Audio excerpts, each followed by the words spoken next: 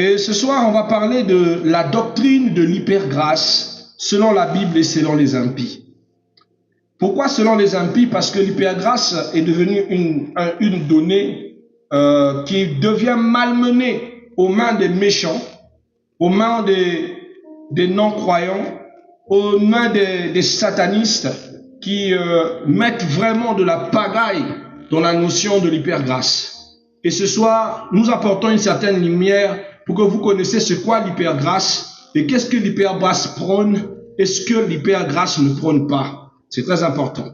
Donc le message de la grâce, c'est une chose que vous devez savoir qui est au centre de l'évangile. Sans la grâce, il n'y a pas de salut. Mais Satan, expert pour déformer les vérités divines, fait un grand travail pour essayer de dénaturer la grâce. Aujourd'hui, une fausse doctrine, je dis bien fausse doctrine appelée hypergrâce, se répand.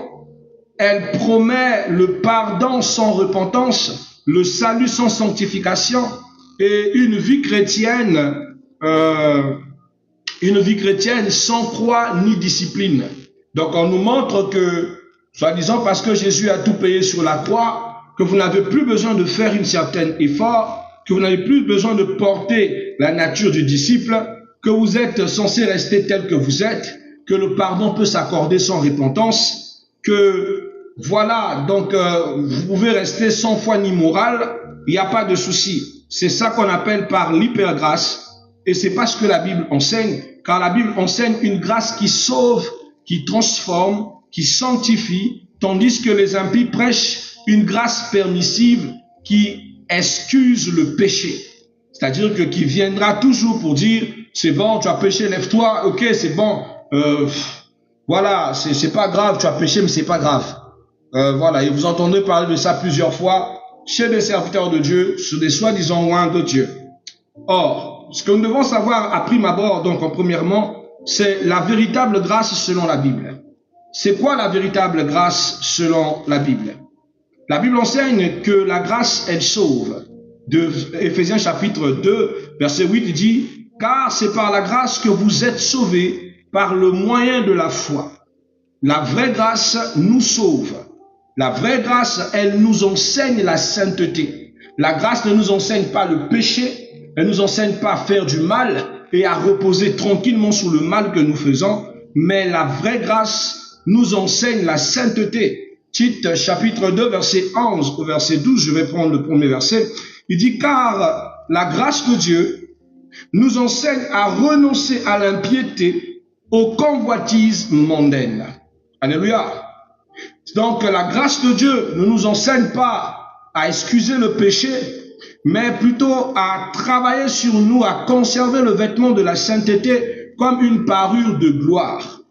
La troisième des choses que vous devez savoir, c'est que la grâce ne supprime pas l'obéissance. Certaines personnes pensent que la grâce est venue retirer l'obéissance, que vous n'avez plus besoin d'obéir. Même si vous n'obéissez pas, Dieu fera grâce. Même si vous ne restez pas droit, Dieu fera grâce. Je prends un exemple. On avait en 2000, je pense 24, une sœur que j'aime bien, que Dieu la bénisse, en plein live, m'a soumis la prétention de me dire de prier pour que les faux papiers qu'elle était en train de préparer pour travailler en territoire français lui soient acquises.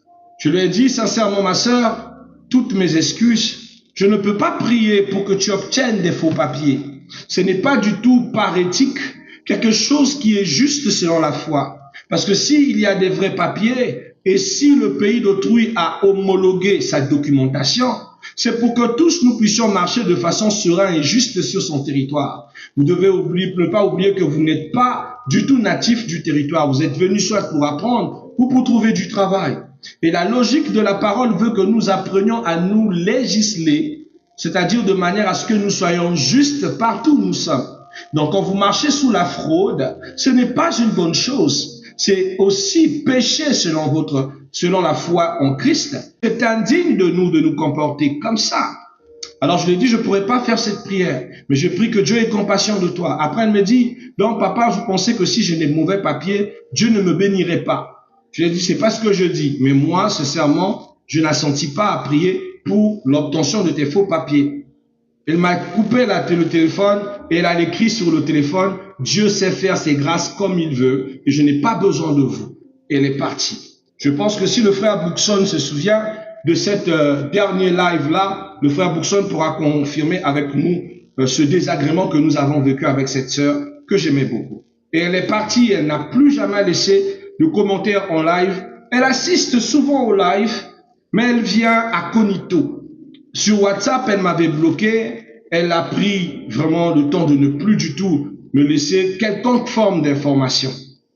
Quelque temps plus tard, mes bien-aimés, toujours parce que dans leur tête, ils pensent que l'hypergrâce existe et que ça leur donne le droit de faire ce qu'elle veut, bien-aimée, elle avait été saisie par les forces de police françaises qui ont découvert sa supercherie et le fait qu'elle travaillait avec les faux documents. Ce qu'ils oublient, c'est que chaque entreprise qui vous embauche, même si c'est un restaurant, rend toujours compte en justice et fait part de vos documents sur lesquels vous travaillez avec. Et lorsqu'il fait authentification et identification, on se rend compte que ce papier est faux et usage de faux. C'est comme ça qu'on va l'arrêter et on va aller par elle arrêter la personne qui lui avait fourni les faux papiers. Elle va se retrouver en train de faire de la prison au moins pendant 1 année sous le sol français et après être extradée ici au Congo. C'est comme ça que je reçois tristement un message pour dire que voilà, elle a été extradée ici. Et elle m'appelle pour dire, papa, pardon, vous aviez raison. Je ne l'ai pas maudit, je ne l'ai pas condamné, mais c'est qu'en pensant que l'hypergrâce couvrait ses iniquités et ses péchés, elle a ouvert la porte au diable qui a brisé toute une procédure qui était très difficile déjà pour elle pour entrer dans le territoire français. Bref, bien-aimés, vous devez savoir que la grâce ne supprime pas l'obéissance à la parole de Dieu. C'est pas parce que la grâce est devant que vous ne devez plus obéir à la parole de Dieu. Bien au contraire, la grâce est encore plus accordée à celui qui garde les commandements. Jean chapitre 14 verset 15 dit, si vous m'aimez, vous gardez mes commandements. C'est un symbole d'amour, c'est une manière de prouver qu'on aime le Seigneur lorsque nous gardons ses commandements. Une autre chose que vous devez savoir, c'est que la grâce produit des œuvres. La grâce est censée produire des œuvres dans notre vie et pas des œuvres mortes, mais des œuvres vivantes. Jacques chapitre 2 verset 26 dit, la foi sans les œuvres est une foi morte. Les œuvres dont nous parlons, c'est la bénédiction, c'est le miracle, c'est le témoignage, c'est les âmes qui se restaurent, c'est la conversion des saints. Ce sont les œuvres que doivent accompagner la grâce. On ne parle pas de la fornication, du vol, de la rapine, de la méchanceté, de la mesquinerie. Ce ne sont pas les œuvres de la grâce, c'est bel et bien les œuvres du péché. Je vous en prie, ne confondez pas ces choses, c'est malsain. Alléluia. Donc la vraie grâce ne se limite pas à pardonner, la vraie grâce aussi va jusqu'à transformer. Parce que dans la grâce, il n'y a pas seulement je te pardonne. Il y a aussi le fait que le pardon est en train de te transformer en une nouvelle personne et te donne de nouvelles perspectives. Or, dans l'hypergrâce, tu restes rancunier, mais dans la grâce, tu n'as même plus de rancune, tu n'as plus cette souffrance dans l'âme, tu passes à autre chose, tout simplement. La deuxième des choses que vous devez savoir sur la grâce, c'est surtout la fausse doctrine de l'hypergrâce selon les impies. Qu'est-ce que c'est que la fausse doctrine de l'hypergrâce, surtout selon les impies? Les impies enseignent qu'une fois sauvé, toujours sauvé, peu importe votre vie. C'est-à-dire que quand vous êtes sauvé une seule fois, vous l'êtes pour toujours et cela peu importe ce que vous vivez, que vous péchez, que vous fassiez du mal, que vous tuez, que vous sortez avec le mari des gens, que vous fassiez du vol, on vous enseigne que vous êtes sauvé une bonne fois pour toutes. Ça veut dire que même si vous faites le mal, c'est pas grave. Et voilà pourquoi certains chrétiens qui ont mal compris l'hypergrâce continuent à faire du mal et à voguer dans les choses malsaines.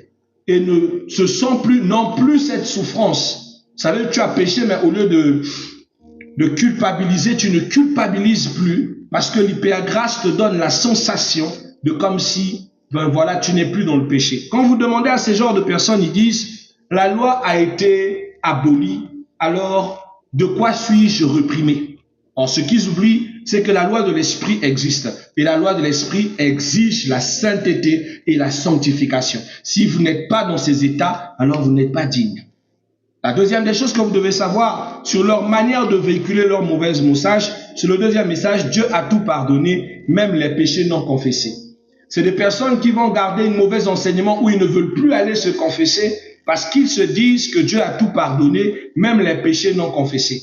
Donc comme Jésus est mort sur la croix pour nos péchés, plus besoin de confesser. C'est là où vous vous trompez. La Bible dit dans Romains chapitre 3, 23, c'est pas l'Ancien Testament.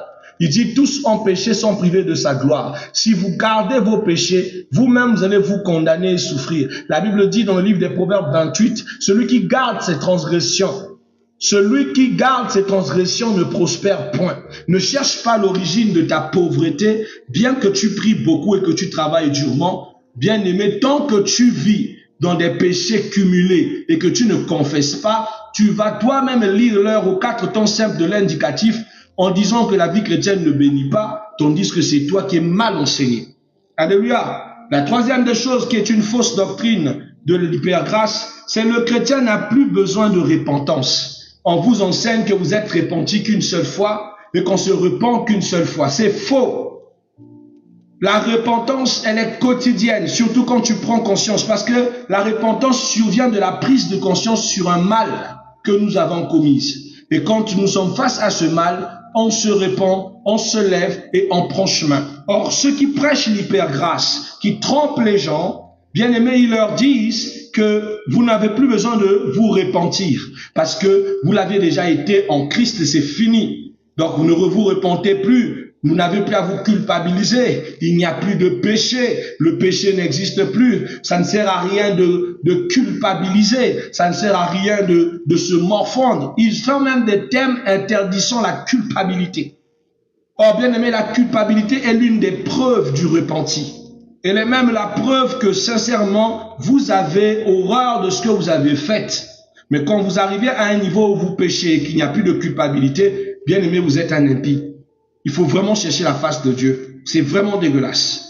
Une autre chose qu'ils enseignent, c'est que le péché n'affecte pas ou n'affecte plus ta relation avec Dieu. Ça, c'est ce qu'ils enseignent. Il vous dit que non, la Bible dit dans Romains chapitre 8 qu'il n'y a plus qui nous séparera de l'amour de Jésus-Christ, ni la mort, ni l'iniquité, ni ceci. Mais ils ne lisent pas le verset comme il se doit. Oui, Jésus ne nous sépare, plus rien ne nous sépare de l'amour de Jésus. Le péché ne nous sépare pas de lui. Mais ce n'est pas pour autant que notre relation éterne est bonne. La Bible dit dans Jean, souvenez-vous, Jean chapitre 6, il nous dit une chose grave, que Dieu n'exauce pas la prière du pécheur. Dieu n'exauce pas la prière du pécheur. Et comme si ça ne tardait pas, toujours le même livre de Romains chapitre 3, verset 23, il nous dit, tous ont péché, sont privés de sa gloire. Bien aimé, ne faites pas des méprises. Quand on lit la Bible à l'envers, on commet trop d'erreurs. Donc, tous ont péché, sont privés de sa gloire. C'est là où vous revenez sur Ésaïe 59, verset 1, verset 2, qui nous dit, au premier lieu, les oreilles de l'Éternel ne sont pas sourdes pour entendre, ses mains ne sont pas courtes pour agir, mais ce sont vos péchés, vos crimes qui mettent une inimitié entre vous et Dieu. Ça veut dire que oui, le péché peut affecter votre relation avec Dieu. Il n'éloigne plus Jésus, mais il affecte votre relation. Donc il ne faut pas penser que le péché, parce que nous sommes dans l'hypergrâce, attendrit Dieu. C'est faux. C'est archi faux. Plus faux de faux. Alléluia. Ils vont aussi te dire, un faux message qu'ils enseignent, parler de sanctification, c'est être religieux. Voilà pourquoi tu verras certains faux prophètes viennent te dire que non, vous qui parlez de la sanctification, vous êtes trop religieux, c'est de la religiosité. Or que c'est faux. La Bible dit dans le livre, toujours de Hébreux, chapitre 4, 12, il dit recherchez la sanctification sans pour laquelle personne. Recherchez la paix et la sanctification sans pour laquelle personne ne verra le Seigneur. Je dis, personne ne verra le Seigneur. C'est pas moi, c'est la Bible qui dit. Dans Jude chapitre 1, verset 4, il dit, ils ont changé la grâce de notre Dieu en dissolution. Donc, ils nous prennent la grâce comme si c'était de la dissolution, quelque chose qui est venu détruire tout et nous rendre libres sans avoir besoin de pouvoir justifier nos actions à qui que ce soit ou à quoi que ce soit. Donc, c'est un danger, s'il vous plaît. Vous devez reconnaître que l'hypergrâce est un danger. Voilà pour notre troisième point, ce sont les dangers de l'hypergrâce. La première des dangers de l'hypergrâce, c'est que l'hypergrâce va provoquer le rejet de la repentance. Actes chapitre 17, verset 30. Il va provoquer en vous la justification du péché. Romains 6, verset 1 à 2. Vous poussant à justifier que le péché n'est pas péché, c'est bon, il n'y a pas de souci. Ça va vous emmener à la séduction spirituelle. 2 Timothée chapitre 4, verset 3 à 4. Plus aimer l'argent, plus aimer les choses de ce monde que aimer la sanctification et la saine doctrine. Il va vous amener la perte de discernement. Hébreux 5, verset 14. Il va emmener l'apostasie dans votre cœur. Hébreux chapitre 10, verset 26 au verset 29. Vous n'allez plus aimer l'église, vous allez commencer à vous comporter en apostate, en conduisant votre Dieu, votre culte, selon votre propre vouloir et non selon la doctrine de la sainte parole. Vous devez savoir, mes bien-aimés, que sans la sanctification, personne ne verra le Seigneur. Personne. Donc, sanctifiez-vous, que personne ne vous trompe. Notre Dieu est un Dieu saint, dit Ésaïe, et il veut que tout son peuple qui le suit soit aussi saint comme lui. Quels sont les fruits de la véritable grâce? C'est la quatrième des choses que vous devez savoir. La vraie grâce, ou la véritable grâce, va apporter en vous des fruits magnifiques. Donc, les fruits de la véritable grâce, nous avons par exemple la discipline spirituelle. Nous avons le combat sur le péché. Alléluia. Nous avons, la grâce te donne la force de se repentir. La grâce va te pousser à te conduire, à conduire ta vie selon l'esprit, à avoir l'assurance authentique du salut, l'amour des autres, le pardon, la prière, la joie de l'esprit, la vie, le miracle. Ça sera par le chemin de la vraie grâce. Alors, ce soir, pour moi, c'est un appel pour vous. Vous devez savoir que Dieu appelle son Église à se focaliser sur sa parole et sur sa doctrine. J'aime le livre de 2 Corinthiens chapitre 6, 17, il dit « Sortez du milieu d'eux et séparez-vous d'eux. » Quand vous êtes au milieu des personnes qui vous prêchent les inepties que je viens de vous citer, pardon mes bien-aimés, la Bible dit « Sortez ». Il n'y a pas de négociation. Tu me prêches des bêtises pareilles, je sors de ton église. Il n'y a pas de négociation. Je suis allé dans une église d'un frère qui prêchait ses conneries. J'ai appliqué la parole, j'ai pris ma Bible, j'ai mis sur mes aisselles, je suis parti. Il m'a écrit, non, pourquoi tu es parti? Il dit, mais tu dis des bêtises, mon frère. Tu dis des bêtises. Et tu as conscience que ce que tu dis n'est pas biblique centrique. Mais c'est pas bien parce que tu pousses tes membres à n'importe quoi. Jusqu'à, dans cette église, dans l'église de ce frère, le bien-aimé s'est levé sur la chair pour dire, aujourd'hui nous sommes au temps de la grâce et la grâce lui donne le droit de prendre une seconde femme. Donc il est pasteur, marié à 2 femmes. Il a 2 mamans pasteurs à l'église. Vous allez le justifier comment? Par quel symbole doctrinal? Je ne veux pas critiquer sa vie. Il a fait son choix de devenir un impie. Moi, je sors de son église. C'est comme ça, bien-aimé. On ne négocie pas avec le mal. Travaillez à votre salut avec crainte et tremblement, dit Philippiens chapitre 2, 12. Travaillez sur votre salut. Ne laissez personne vous pousser, vous emmener à perdre ce qui est cher, c'est-à-dire votre salut, en entrant dans des gabégies, dans des choses qui vont vous perdir. Ce que vous devez savoir, c'est que la grâce n'est pas un permis de péché. Ce n'est pas une excuse pour rester charnel. La Bible dit dans le livre de Galates, chapitre 5, verset 13, il dit une chose que j'aime bien. Dans le verset 13, il dit que nous avions été appelés à la liberté. Cependant, ne faites pas de cette liberté une raison de vivre selon la chair. Ce n'est pas un prétexte pour nous de vivre en liberté par la grâce pour vivre selon la chair.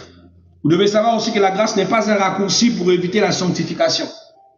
Il n'y a pas grâce sans sanctification.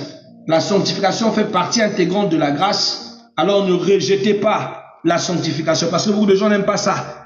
Ah, être saint, être saint. Non, vous devez vous sanctifier. Ce qui est beau et de ce que vous ne savez pas, c'est que nous ne sommes pas saints par nos œuvres. Nous sommes saints par la foi en Christ. Donc c'est Christ qui nous sanctifie et c'est Christ qui nous rend saints par ses œuvres. Donc si vous comprenez ce principe, vous n'allez pas fuir la sanctification. Vous laisserez le Christ vous sanctifier, vous purifier, vous aider à devenir droit, à abandonner le mal, à changer, à codifier votre façon d'être, à recevoir une éducation spirituelle qui vous permettrait d'être agréable à ses yeux. D'accord? Donc vous devez savoir que la grâce est puissance pour vaincre le péché, force pour marcher dans la sainteté, expression de l'amour qui change le cœur, manifestation de la nature divine en nous. Comme le dit Galates 5, 24, il dit, ceux qui sont à Christ ont crucifié la chair et leurs désirs. Si vous êtes à Jésus, c'est que vous avez crucifié votre chair et votre désir. Parole du Seigneur Tout-Puissant, nous rendons grâce à Elohim. Gloire au Seigneur Jésus. Voilà, que Dieu vous bénisse. C'était un autre moment de partage. Je vais prendre le maxi 5 minutes pour vous laisser le temps de poser des questions, si c'est possible, bien sûr. Donc, si vous avez des éventuelles questions, mes bien-aimés, n'hésitez pas à déposer-les en commentaire. On va répondre rapidement avant de nous séparer, avant de pouvoir prendre congé les uns les autres. Et j'espère que cet enseignement, bien qu'elle ait passé un tout petit peu vite, était à la hauteur de votre estime. Je remercie tous les bien-aimés qui nous écrivent en apartheid pour poser des questions magnifiques. Un frère a eu besoin de comment on médite. Un autre frère a voulu comprendre certains récits de la Bible. N'hésitez pas souvent à nous poser des questions quand vous êtes perdus. Nous sommes là pour vous apporter cette petite lumière que Dieu a mise sur nous pour qu'elle devienne une grande lanterne dans votre vie. Car, bien aimé, comme je le dis, le peuple ne périt pas faute d'argent, mais c'est surtout faute de connaissance. Il faut avoir de la connaissance pour faire face à ce monde, mais surtout pour marcher dans la lumière du Christ. Donc n'hésite pas, toi qui as des questions, tu peux les poser. C'est